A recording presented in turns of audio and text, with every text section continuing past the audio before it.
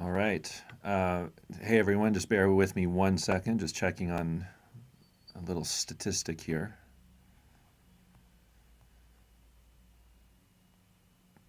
Saturn. Okay.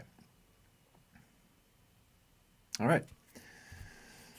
Well, welcome to another episode of Navigating Consciousness. Thank you all for joining me today. And John, just when you have a second, if we can get the chat up on the screen, Yep. that'd be rad. Yeah, Okay. Um, all right. So, feeling feeling much better than last week. I feel like the work that I actually did was pretty effective though, even though I was in a pretty rough spot, and I was really feeling like a little flattened, by life and just like kind of what was happening there. But it was interesting because the work that I was doing last week, and for anyone who might be tuning in who missed last week, it's yeah worth checking out. I did some work on some fairly dark figures in our world who are holding the frequency of like misperception and really kind of like hiding a lot of what's going on. And then, a couple of days later, we get this thing about Puff Daddy running some kind of Epstein-like operation of blackmail and like underage human trafficking and all that. Hey, Allison, good to see you. Thank you for being here. So yeah, I feel like there's I don't know, not that I can take credit for it. I'm sure it's something that lawsuit being made public. I'm sure it was something that was in the works for quite a while. It didn't just start last week, but the timing of it was interesting, and watch for more of that, especially again as we get into this next month, which I'm going to be talking about, and then I'm going to do some more work for everyone. But we have a couple of really interesting things coming up in the human design context. We have Saturn finishing its time in the 37th gate, which is really interesting because the 37, in terms of the galactic cycle that we're in, the 37th gate is like the gate, right? It's the lead right now, and that's going to be moving out in 2027. The 37 is the gate of the family. It's about like finding connection, and that's really been like a major theme, like almost the biggest theme, of this past 412-year cycle that we've been in is the family, um, having lots of children, those children surviving, having more children, right? Population growth. Um, Family businesses, all these things that have kind of been the sort of backbone of our society, for the past again, 400 or so years. Um, Saturn is in the 37th gate currently, and it's moving out of the 37th gate on the 13th. So we're about 10. Well, what are we today? It's the 5th, so 8 days away, just over a week. And so with Saturn moving through the 37th gate and exiting the 37th gate, you will see that this disintegration of the importance of that, and in terms of the sessions that I'm doing, that's been like a real theme, not in the sense of families being broken up. Like, it's not what I'm working toward. It's more like the things that connected people together, the things that tied people together, that had them moving in unison, like a flock of birds. That being kind of canceled out. And I've worked on a number of people in the past week where that's been a real theme, and that that's a tribe of sorts, like the family, the tribe being kind of the most important. Perfect. Allison's just letting me know that the 13th is her birthday, so that's quite an auspicious birthday. But again, this isn't about creation, right? This is about destruction. This is about the removal of things that are no longer working. And with Saturn coming in or exiting that 37th gate, we'll see an acceleration of that. And I think I've been hearing like little things about the royal family and we've had the English royal family is apparently in a state of disarray. Like Charles has cancer. Maybe they're going to make William king very soon. His reign, like Charles' reign is going to be very short. There's like domestic squabble, like all these things, and like none of it really matters. But it's as a frequency holder, like what's going on. We can see this very rich, very powerful, very historically important family that has been historically important for, again, say it with me, like roughly 400 years, coming to a close. Their dynasty is ending. We've also had the sort of patriarch of the Rothschild family pass in this past week. So he was old. I'm sure he wasn't in charge in the way that he was before, but now we've got a little bit of a power vacuum. Who's going to run this, very influential, very rich, very powerful family now that he's gone? And I guarantee you, whoever takes the lead is not going to do well, not going to do well with it. It's not what's coming, right? They're done. Hearing a lot about, economic things coming in again, with Saturn, Saturn drawing that family gate to a close, moving into the 63. The 63rd gate's the gate of doubt, right? So with Saturn in the 63rd gate, that's going to be a real theme. People being really unsure about what they should be doing right now. And I mean, obviously that energy is already present because we're in a disintegration phase and no one's really got a clear handle on what it is that's actually going on or what we're moving into. But yeah, you can expect there to be, and Saturn will be in the 63. Well, let's find out exactly when it leaves because we'll get a bit of a heads up here. So Saturn is in the 63rd gate until May 3rd or 4th, depending on where you are. And from the 63, it will go to the 22, which I won't get into right now. It's not super important. We can touch on that later on. But it's also very interesting because with Saturn basically transiting that 63rd gate, putting all this pressure on doubt, that feeling when you step out of your car, and you like close the door, you check all your pockets, for your wallet and your keys and whatever. That's kind of that's the 63rd gate. That's what it is. It's that mental pressure to be certain. And with Saturn in the 63rd gate, there's going to be a lot of pressure on that, right? But it's not about certainty; it's about doubt. So there's no certainty to be found, right? It's like you kind of have to go through your checklist and then you kind of move forward. The 63rd gate's about going through the checklist. It's not about moving forward. So potential, real potential to like take stock, look through everything.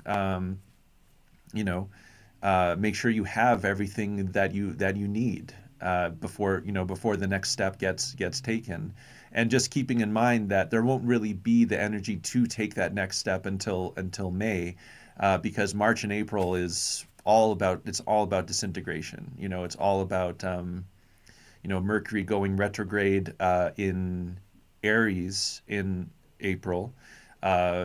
So I think it's like it enters Aries and then it goes direct until the middle of the month and then it goes retrograde. So it kind of goes through the whole sign and then moves forward through that sign again. And so, you can expect there to be, Aries is obviously, we're talking about the god of war. Mercury, you could say, would be, propaganda. So we can see an acceleration of that messaging, right, about the wars that are currently active, about Gaza, about Ukraine. Maybe there will be another one, between here and there. Word around the astrological campfire is that we should be looking to Yemen, in part because the eclipses that we're about to go through. So there's a lunar eclipse in a week and a half or so, I believe. And then there's a solar eclipse in, I believe it's in early May. My dates may be, or in April rather. My dates may be off, but we have a lunar eclipse in March and a solar eclipse in April. Um, Eclipses are, well, they're special, right? They're special times. Um, and so, with Saturn moving through that 63rd gate, Mercury going retrograde in April, we have eclipses. We also have Pluto and Neptune moving out of their respective gates in the second week of April for the first time. Saturn won't be in the 37 again for 29 years. Neptune's moving out of the 36, the gate of crisis. I've talked about all this a bunch, but again, Neptune's a 164-year cycle. So Neptune won't be in this planet or in this gate, right, for another 146 years or 164 years. And then Pluto's moving out of its gate, out of the 60 that's been in since 2020, 2021. And it's going to be moving into the 41, which is the sort of new year. It's the start codon. It's like we start over. It's a fresh start in a certain way. Pluto hasn't been there since the 1770s or the 1780s. So, big movements, things not seen in a very long time. And it's all kind of happening at the same time. So you can expect March and April to be, it's going to be something. We'll see what form that takes. All right, so just before I move on, if there's anyone watching or listening and you want your human design looked at, happy to look at your chart. If you want me to do some work for you, if there's something that you want to see shift in your life, happy to do that for you. It's why I'm here. It's what we do here every week on Navigating Consciousness. Just while I'm waiting on that, there is something that I wanted to do today. There is something that I wanted to work on. And oh, thank you. You want to do this? Yeah, sure. We're just going to dim these lights a little bit for my benefit while I'm focusing on this. But the long and short of it is, like, my awareness has really been brought to the body and what our body has been going through as we're moving through all this uncertainty and all this pressure, all this change. And there's a woman, I've talked about her before. Her name is Jessa Reed, and she's definitely like on my fractal or something. I mean, she's always, she always brings something out when I'm already there. It's like we're really lined up in that. I've spoken to her like one time, and she has a reach that far exceeds mine. She's on a different level, but she's great, and I would recommend checking her out. She has a very interesting story. She had a near-death experience, and kind of came back with like a lot of information that she sort of had to sort out, through many years. Anyway, so I was already kind of in this place of feeling like our bodies are really exhausted, and it's like hard. Everyone's kind of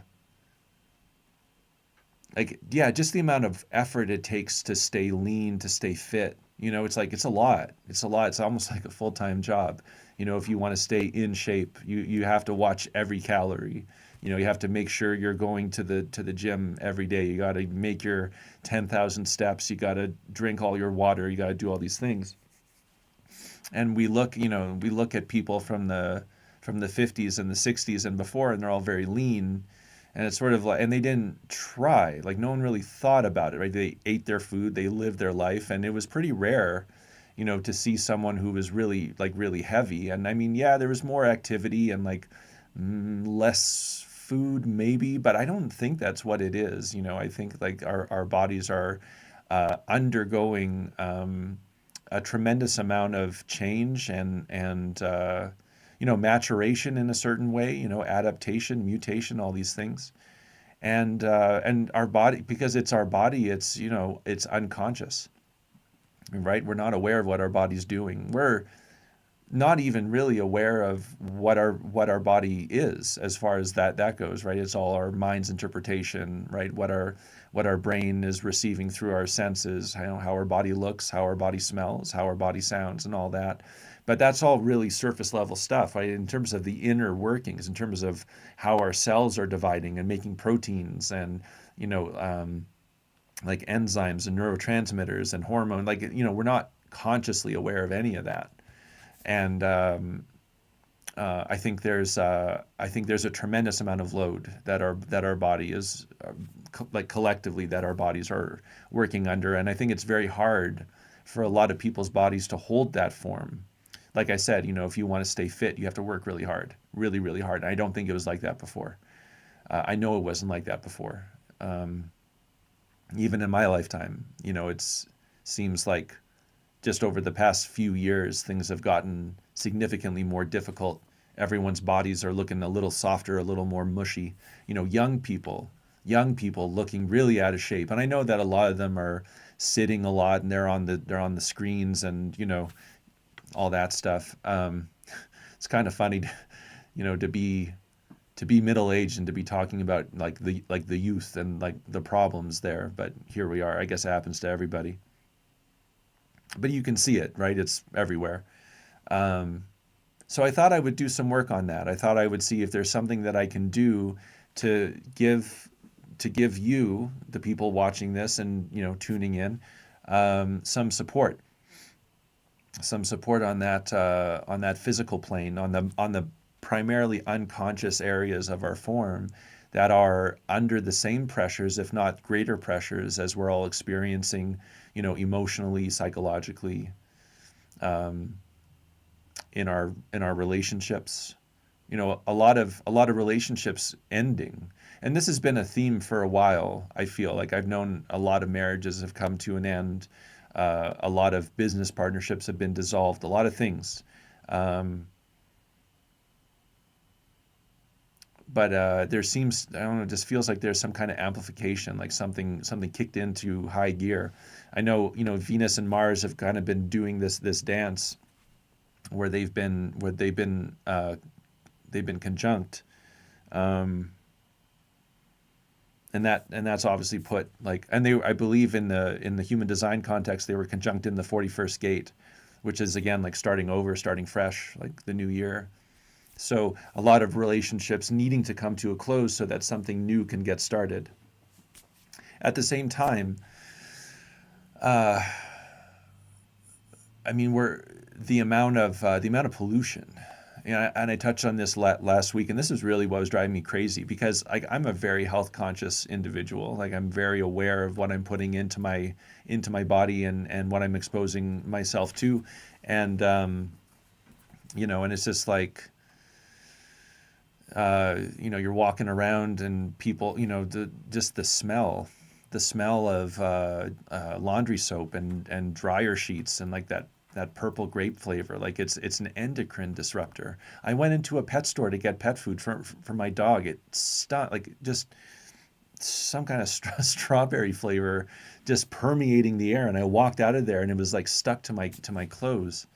That stuff's really bad for us, really, really bad for us. And that's just like one of the things that we're being exposed to on a very regular basis. Never mind the unseen waves that may or may not be very disruptive to our form. The cell phone towers, the Wi-Fi, all the EMFs, the Bluetooth, all that stuff, which individually may not be a big deal. Like if it was just one, if it was just the Wi-Fi, if it was just the cell phones, if it was just the EMFs from our fridges and AC units and all, like if it was just one of these things, then it would probably be like not a huge deal. But the combination of it all, it's very disruptive. Again, these are unconscious, right? We're not conscious of the sound that these things are making, but they're making sounds. It's a wave. And we're being bombarded by all these tones and frequencies that we then have to sort of like navigate our way through. But anyway, Jessa Reed was in this email that she sent out. She was just talking about this same thing, that there was this relationship to our body that we used to have where we can be active and we can like push and we can kind of get things done, and now that energy doesn't really seem to be there, or it's again much more difficult. It takes a much greater toll, and that's a natural part of this background energy shifting. So okay, so let's see if there's anything that we can do to support our in human design, the body's called the vehicle, and so and I think that's a good way of looking at it, right? It's like it does require maintenance, it does require the right kind of fuel, and we're passengers. We're not even meant to drive it, right? We ride in it. There's a driver. In human design, that's the G center, specifically the second gate in the G center is where the driver sits. And so we're on a path, we're on a track, we're in our vehicle, just observing. But obviously, you can disrupt. You can make that journey. I don't know. You can enjoy it or not. And I don't see a lot of people enjoying their journey right now. It seems like a lot of hard work. Okay, so let's see how this goes. And yeah, and I would, as far as it goes, I would recommend anyone listening who wants to be on the receiving end of this work, chill out. Don't look at the screen right now, right? Don't flood your eyeballs with that blue light. Sit back, relax, close your eyes, get cozy, get comfortable. Yeah, and not surprising, the first place that I'm being taken to is the heart. The heart's a very interesting structure because it's an all-in-one. It's an organ. It's also an endocrine. So it produces its own hormones. It's also a brain. It produces neurotransmitters, and has a nervous system that runs independent of the central nervous system. It's an energy center, and it's a muscle, and it's part of the circulatory system and the lymphatic system, and it's everything, or it's part of everything. And it's also talking about frequency, the heartbeat, right? The rhythm being dictated by your heart that the rest of your body has to harmonize to, and that rhythm also informing the rest of the body what it's supposed to be doing, and all that information getting to all the cells through the circulatory system. All that blood moving through your heart, going to every cell. The circulatory system is really interesting in that, again, it's like this thing, it's sort of everywhere and nowhere. We have somewhere in the neighborhood of 60 trillion cells, maybe, a couple trillion more or less, but it's a tremendous amount. And each one is no more than 2 cell widths away from an artery. So everything has a direct connection to our circuit. All the cells in our body, by and large, are directly connected to the circulatory system. It covers an incredible amount of space while weighing next to nothing. It's existing on a flat plane. It's like a kind of interdimensional. It's not quite 3-dimensional, but it's more than 2. Yeah, it's a really interesting thing when you look at it.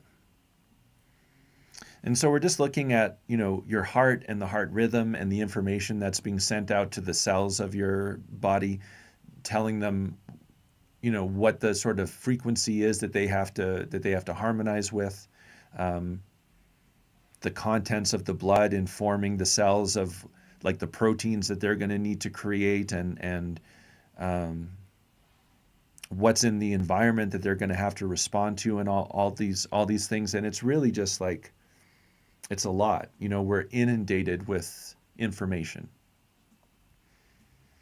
and so is our body. right? Talking about all these things, all the waves, all the scents, all the lights. It's like when I was growing up, back in my day, because I'm the old man now. Back in my day, the street lights weren't, it wasn't like daylight at night. It was like, yeah, there was light, but it was dim. It wasn't like the floodlights that people have outside their houses or that are built into the street lights now. And it wasn't that gross frequency. It was more like an orange light. Now it's like that white kind of real nasty looking stuff.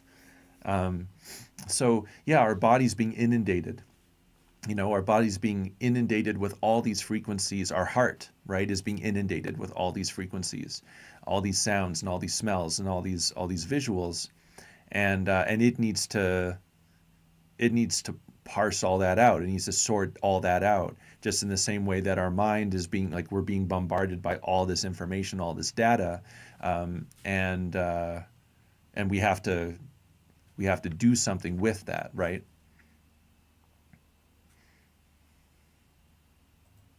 And much like the information that we're being inundated with mentally, the information that our body is being inundated with physically is not to our benefit. So it's like we all know that a lot of the stuff that we see on social media or whatever is not, it's not good for us. It's like, especially for the younger folks, um, and that a lot of it's fake and a lot of it's meant to manipulate people so that they, you know, keep scrolling, so it maintains their uh, awareness for longer periods of time, and then that boosts the signal of that social media platform or whatever, gets the right amount of clicks. But it's all just it's to it's to manipulate you into a mental state where you're compelled to keep going, right? It's not for the benefit, it's not actual knowledge, right? It's just information that's maybe interesting, maybe entertaining, maybe infuriating. The information that our heart and our body in general, again, is being inundated with is not the same, but it's the same in the sense that it's not for our benefit. It's to the benefit of something else, right? It's blocking us, right? It's keeping us from, because there's so much frequencies for us to sort of digest and sort. It's hard to know, or it's hard to get just the clear signal, right? The clear background signal that our body really needs, because our body is kind of like an animal, right? We're human. We're in human forms, and our human forms are very unique and very cool. But it's still like all the animals are responding to the frequencies of the planet, right, as well as their own needs. And we see this with, like, honeybees, right? Like, yeah, cell phones are messing with honeybees, and the cell phone towers are messing with migratory birds, and the pesticides also, right? Like so there's a lot of things affecting those animals, making it impossible for them to live, to digest their food properly, to mate at the right time, to stay healthy and to stay strong and to be vibrant. And our bodies are having a very hard time being healthy and strong and vibrant because we're not getting the pure background energy, and we haven't, for quite a while, right? But it's really, like, really amped up now.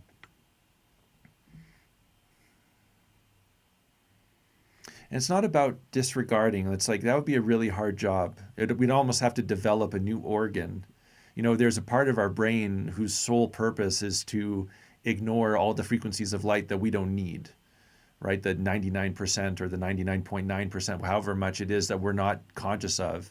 There's a part of our brain doing that because we don't need it, right? We don't need it to survive. We don't need it to pass on our DNA. Our world is constructed from a very narrow bandwidth, and that's on purpose. So, for our body to be able to kind of sort through all the frequencies and all the fields and all the things that doesn't matter to it, we would need to develop something, which we're not going to do, and we can't do. So it's not about that. But there is a way to tune into to the frequency and sort of not get bogged down by like the noise. And that will sort of make it easier too, because then our body can more quickly remove, the things that we don't need, all that distraction. And I guess our mind too. We can throw both in there, because it's considering everything, right? Our body's considering everything, just the same way that your mind, whether you're aware of it or not, when you're doom scrolling through X or Instagram or whatever, TikTok, like even though you're going through things and you're looking for something to kind of grab you, you're still taking in what's going on, or what's coming through.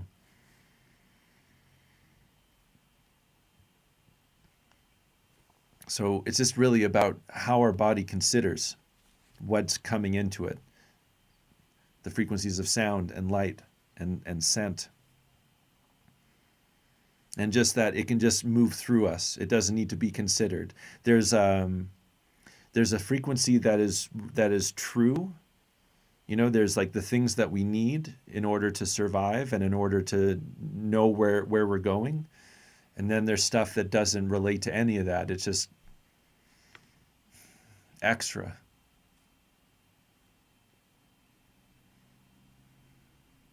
I'm just trying to see what it is. I'm just waiting. Something's going to let me know. Okay, so there's something that we need to clear. Basically, there's something, again, when I'm working with these things, these more collective things, I tend to get taken to the frequency holders. Like they're talking about, the royal family, talking about the Rothschilds, the people who are working for them and with them.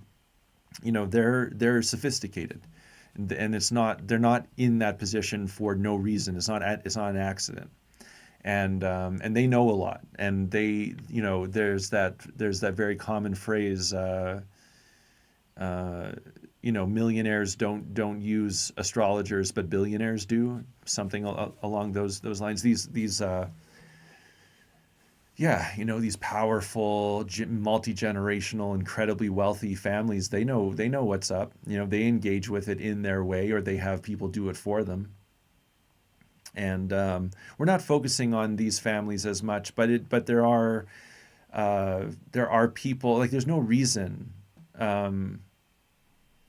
to poison us like this, but there must be, so they're doing it for a reason. I think they're trying to keep, they're working to keep us from moving through our own ascension process, right? From reaching our individual potential, connecting to our individual authority, and doing it purely through our own response to the background energy. So there's all this other stuff that we have to consider that's just taking us away from the direction we should be moving in and what is actually available to us, dumbing us down.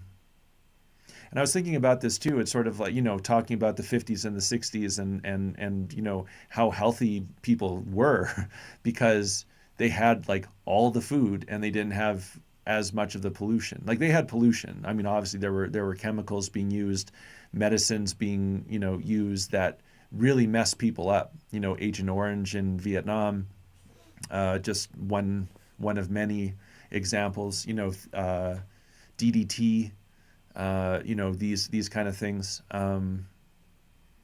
which really messed a lot of people up. But it's also like we didn't really replace it with anything better per se. Roundup is definitely not a move in the right direction, and it's only multiplied. But it's sort of like, for the first time in human history, there was an abundance of food, and then when there was that recognition that people aren't starving and what that does to their brain, immediately it's like, well, we got to shut that down. Flood them with synthetics, plastics, all these things that mess them up, destroy their endocrine system, and then tell them that there's nothing wrong. That's just part of aging, or whatever it is.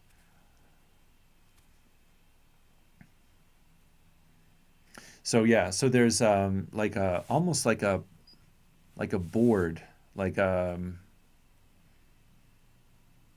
corporate structure, like a group of people who made this decision, or who have been making these these decisions about how to manipulate how to manipulate human consciousness and how to manipulate our bodies so that we never reach the potential that is actually available to us, and then we're not like a threat, you know,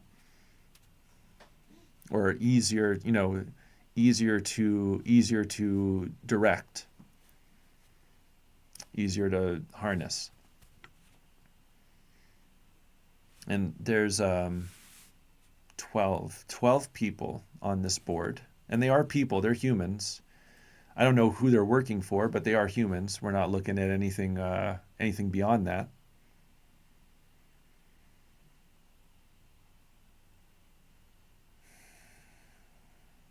And yeah, I mean, I'm just being shown that we can make it so that they can't operate.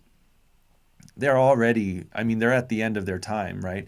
That's the whole thing about this shift. Like it really is. It's very significant because all the calendars of the ancient societies, right? They were circles. They weren't linear, right? And it was circles within circles within circles, right? So like the Mayan or the Aztec calendar is three. They were tracking three separate cycles, and periodically they would all kind of come to a close at the same time. So you'd have a 25,000 year cycle, you'd have a 5,000 year cycle, you'd have a 400 year cycle, and then periodically they all kind of come to a close at the same time. And this is where we are. Where it's all of the cycles coming to a close all at the same time, and I mean all of them, like every single one. This is where we are. And it's not only that the cycles are coming to a close, because this has happened before, but it's the first time that humans as nine-centered beings are going to be, I mean, I guess these longer cycles coming to a close hasn't really happened for a long time, um, but yeah, point is, all these cycles coming to a close. The humans who have been through these cycles changing before have been seven-centered beings, and now we're nine-centered beings. So it's really different, like really, really different. And the result is going to be something very different. It's not going to be like how it was before when, empires collapsed and the environment shifted in some way. It's like, yeah, it's a different kind of background energy.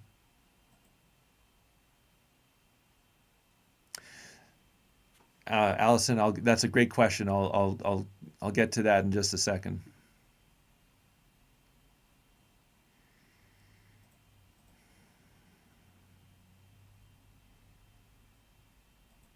Okay. So yeah, would I be able to even address this power structure if they weren't already weakened? Probably not, but they are. So let's take advantage of it. And let's just shut it. Let's shut it down. Like literally turning the lights off, removing their power source. All the opportunities that they have to manipulate, all the power that they have to amplify their signal is no longer available. We're pulling the plug, literally pulling the plug on their operation. And yeah, they'll go to their bunkers and they'll try and ride this out and whatever. That sounds like hell to me. But that's what they've incurred. That's their karma, right? They're gonna have to go underground, literally, to like ride this out, because they're too visible.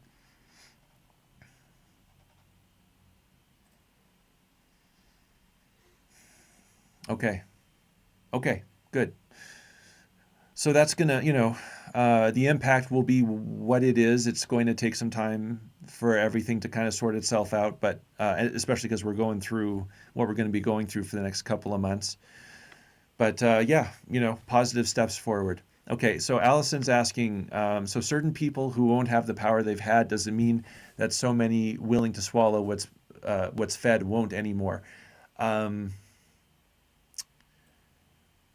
no, no, I don't think so.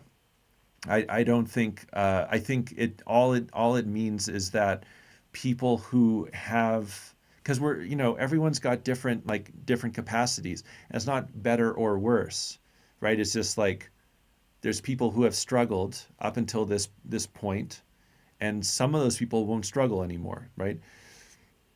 The world's going to make a lot more sense. and especially after 2027 and the ending of the cycles and the start of the next thing. Um, I don't know what the percentage is. I think it's pretty low.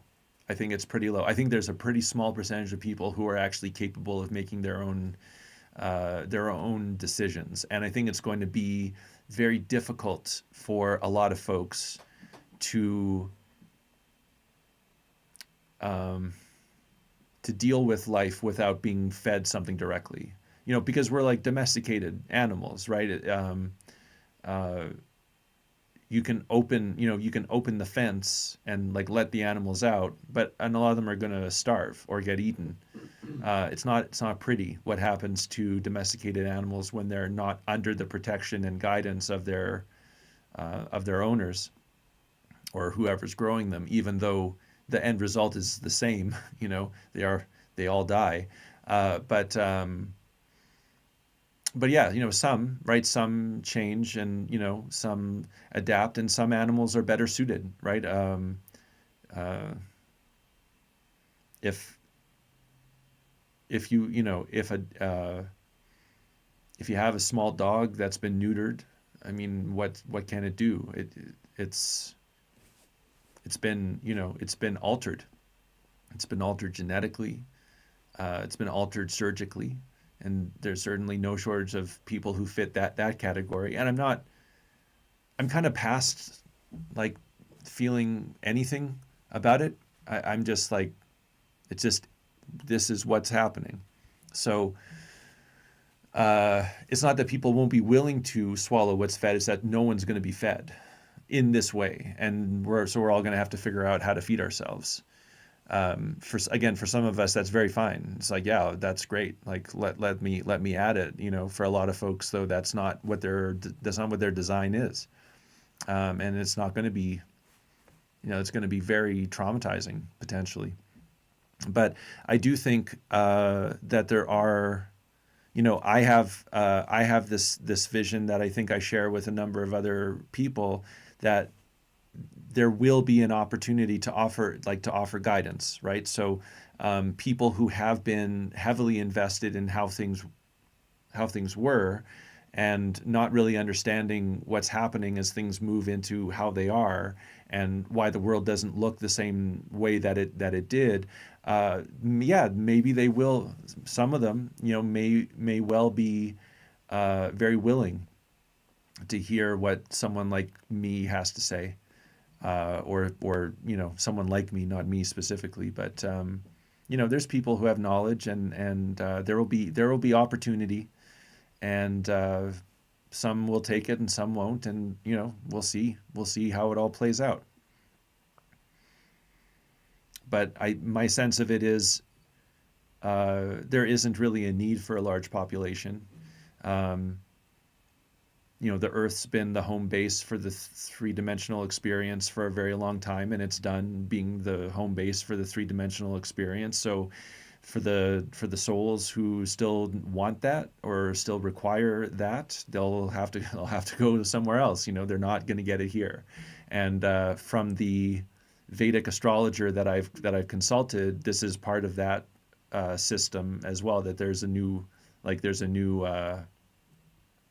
yeah, that's awesome. Yeah, I've also there's definitely an openness. Allison's just saying she's been crossing paths with people who are open, and open to a different way. And what I'd say, Allison, is that that's also a reflection of your frequency shifting, and that you're open, so you're bringing people to you who are also open. But yeah, there's definitely a lot more openness. Like when I started this career, say, 20 years ago, it was like very difficult to have a conversation with people about this kind of thing. Like I'd have to really measure my words carefully. Now it's like, it doesn't seem to matter who I talk to. Like they kind of get it, and they're maybe intrigued. Might not be willing to have a session, but they'll probably get their human design read, and they'll be like into it and kind of want more information. I don't know how long they're going to take, how far they're going to go with it, but yeah, there's definitely more openness for sure. And that's also just a reflection of these systems collapsing and not informing the fields of the people in the way that it used to. And that's probably also why we're being flooded with all these frequencies, because the system itself can't do it anymore. So we have to be disrupted in some other way, or many other ways, because we are, when it comes down to it, very, very powerful. We're not aware of it yet, but maybe we will be in the not too distant future. And the more distracted we are, the less impact we can have, potentially.